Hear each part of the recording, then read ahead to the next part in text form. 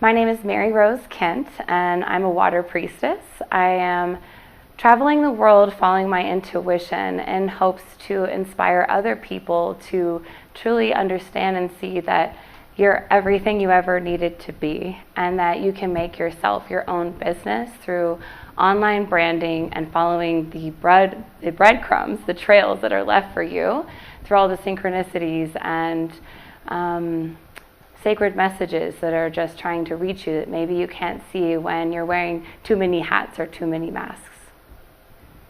For me, to be a sacred rebel, it means to put your foot down and to decide that it's all about you, that this is your life, this is your movie. And I had to get sober first to realize that, and to do that despite what other people thought, and it was to take off all those masks and to search for who I truly am and to follow my intuition and to show up where I felt called, even if it felt uncomfortable, and to be willing to risk the relationships and the people that you really love, just to be able to find yourself and to prove to them that it was worth it, and to be patient enough to find that to be a good example to allow other people to do the same, knowing that no matter what, we always love each other forever, and it's worth it for you to seek yourself. That's what it means to be a sacred rebel to me. For me, I was suffering with alcoholism, and to find my sacred rebel was going to take me either to death or getting some help. And I had looked into what it would cost to go to rehab, and I was told that that was too much, and that was selfish of me, and that if I left my kids to go and do that, who would take care of them? And that wasn't possible. And so 2 weeks later, I relapsed again so badly, and nobody knew what I was dealing with. And every 3 days, I was completely obliterated in bed with my kiddo crawling on me, scared and terrified that I was going to die the next time that I did this. And I ended up crying all over my 14-year-old, drunk, and needed help. And she was the safest person that I knew. And I told her I wanted to go to rehab, and she said, "Mommy, you can." And I told her that I felt like there was a little demon inside of my heart. If I could just grab it by the tail and rip it out, that I would. And so the next morning, I promised her I'd go to rehab, and the next morning I went. While I was chased along the way and told I shouldn't go, and you better fucking stop. And I went anyways, completely obliterated, out of my mind, hungover, signing all the paperwork, and I put myself in there, and I found AA. And people showed up and shared their stories with me, and I realized that's what I needed.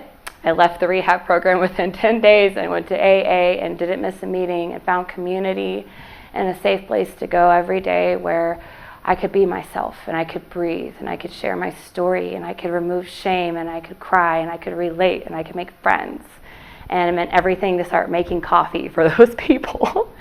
And when I really started to learn that it was getting to share first and then getting to serve afterwards, is when I started to find my freedom. And then the serenity prayer did the rest for me. I started to apply that everywhere I went, and if I didn't know what to do and I got scared and I felt like I wanted to drink, I would use that prayer, and then I would know what to do. And it was always terrifying, and it always worked out.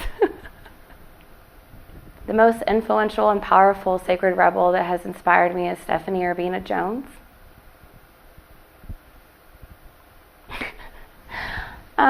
She's the tree that I needed to see that it was possible that you could bear fruit again. And I felt like a seed that was just blowing around in the wind, and I had nowhere to land. And to know that I could plant myself and grow was everything I needed I needed to bear witness to her strength and her story to know that it was possible for myself.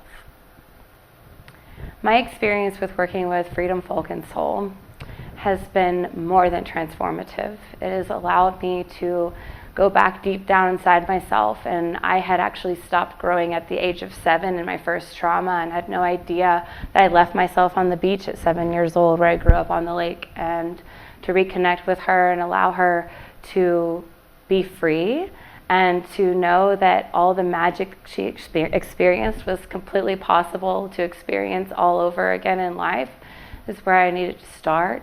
And it was being able to be reborn and to learn about that process of death and rebirth and surrender and community, and to just have someone bear witness to you. And the terms and the words I didn't even know were a whole entire language involved in being seen and heard and finding your magic and being able to become creative again and to crack yourself wide open and experience your imagination, honestly. That your imagination is a key, and that's what Freedom Folk and Soul has done for me, and being held by people and touched again safely, and to know that I am actually truly allowed to grow and to change and be able to share my authentic self and take those masks off, and that there is a place for that.